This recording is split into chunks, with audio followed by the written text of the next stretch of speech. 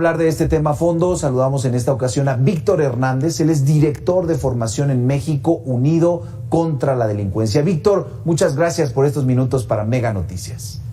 Abel, buenas noches, gracias por el espacio. Oye, se tenía una alerta en 2020, la Sedena sabía lo que estaba pasando. ¿Qué conclusión podríamos tener?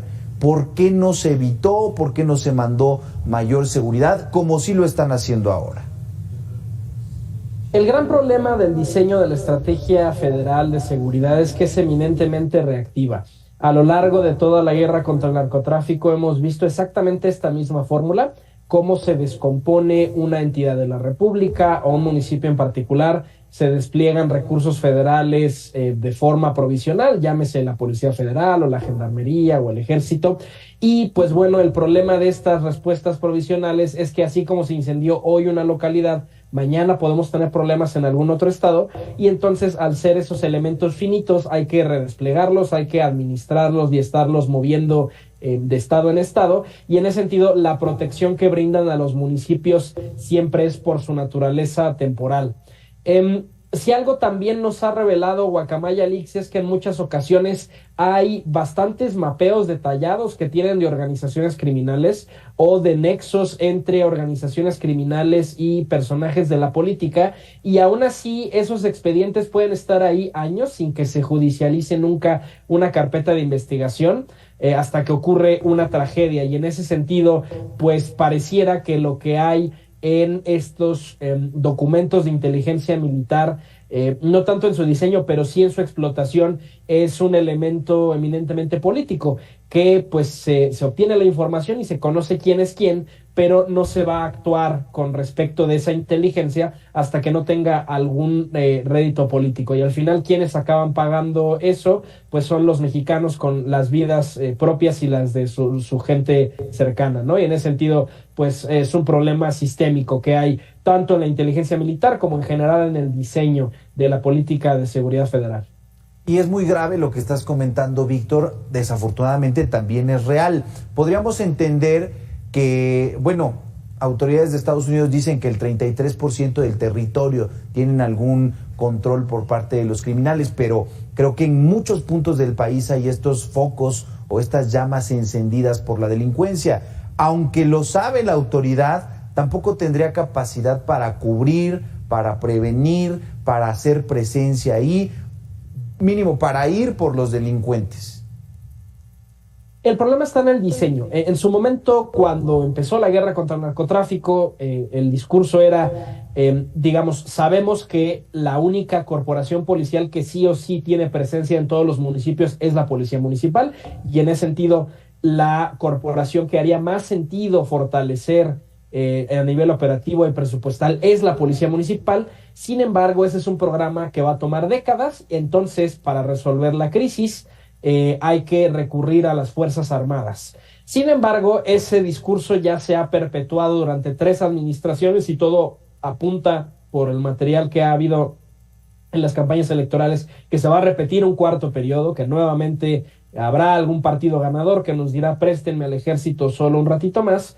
Y el problema es que si hubiéramos invertido estos 18 años que se acaban de cumplir antier del inicio de la guerra contra el narcotráfico, en lugar de militarizar la seguridad pública y poner curitas, ¿no? Paliativos en lugar de atender las causas profundas del delito, ahorita ya tendríamos 18 años de construcción de policías municipales. Si el municipio de Tezcaltitlán, por ejemplo, tuviera ya 18 años de una inversión sistemática en sus policías para que haya suficiente personal en los 3 turnos en los que se trabaja, si tuvieran suficiente capacitación, suficiente armamento, suficiente entrenamiento para hacer labores de investigación, no se hubiera vivido la tragedia que alcanzó los medios nacionales e internacionales.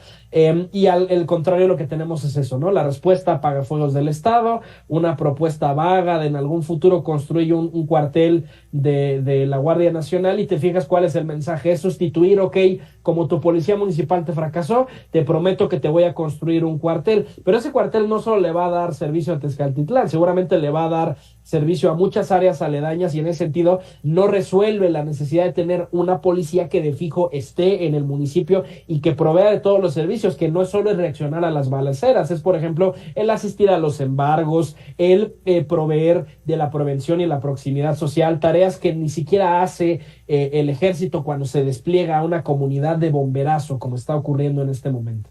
Claro, y esto por supuesto nos habla de lo que entre comillas es una estrategia, finalmente no tiene ninguna articulación como estrategia, es decir, como una herramienta para que en el mediano, en el corto o en el largo plazo finalmente se dé resultados. Ahora, Víctor, ¿qué está pasando con la operación de los grupos criminales? Veíamos el fenómeno de disputas entre ellos y eso generaba la violencia, las balaceras, desafortunadamente los muertos, hay que decirlo así, pero ahora ya también es una riña entre las víctimas y los criminales. Ya no se está respetando a la autoridad por lo que nos has comentado.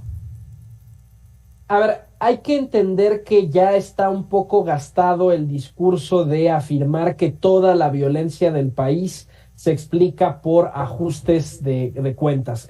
Hace unos días en México Unido contra la Delincuencia presentamos el Atlas de homicidios, que precisamente narra cómo ha evolucionado el perfil de las víctimas de la violencia homicida en México, y aunque sí es cierto, todavía hay un porcentaje de algunos enfrentamientos y algunos homicidios que se pueden justificar desde esa narrativa, la realidad es que es implausible afirmar que más de 30,000 personas todos los años, y usando los números totales, más de 500,000 de entre fallecidos y desaparecidos en el marco de la guerra contra el narcotráfico son solamente el fruto de ajustes de cuentas entre grupos criminales. Hay muchas de estas víctimas de homicidio que, por ejemplo, provienen específicamente del cobro de derecho de piso, de la extorsión, que ha sido ahora el delito insignia de muchas organizaciones criminales que depredan las economías de las comunidades en donde operan. Hay también un incremento notable en el subregistro de feminicidios, que es sobre todo una violencia que se ejerce de forma doméstica. Los agresores suelen ser personas cercanas a la víctima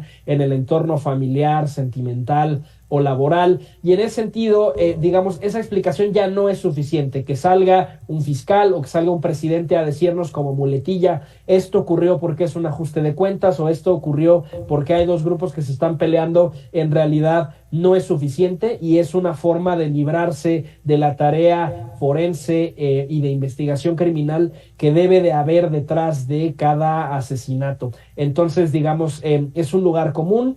Hay que evitarlo porque al final la única autoridad que puede determinar a ciencia cierta quién cometió un homicidio es el Ministerio Público, y pues bueno, el Ministerio Público está rebasado en este país. Por darte un dato, en México, de acuerdo con el Censo de Seguridad Pública Federal, tenemos en promedio 13,000 ministerios públicos, 13,000 detectives. Y de acuerdo con la Encuesta Nacional de Victimización, sabemos que en México se cometen 30 millones de delitos todos los años. Divide 30 millones entre 13,000 ministerios públicos. Cada detective en México, cada MP, tiene que investigar de a 2,300 delitos por año. Es una carga de trabajo irreal y que por supuesto no atienden, y eso se convierte en archivo muerto, en documentos y carpetas de investigación que nadie está investigando. Sí, estaríamos hablando de poco más de 4 casos diarios que por supuesto en 24 horas no se pueden resolver. Grave la situación de nuestro país y grave el que no haya rumbo, el que no haya estrategia. Mientras tanto, 44 municipios del Estado de México, del sur, ya lo sabe la Sedena, lo sabe el presidente, lo sabemos todos, y no hay la atención adecuada. Platicamos esta noche con Víctor Hernández, él es director de formación en México Unido contra la Delincuencia. Víctor, gracias por estos minutos. Abel, gracias, muy buenas noches. Buenas noches, vamos a la pausa.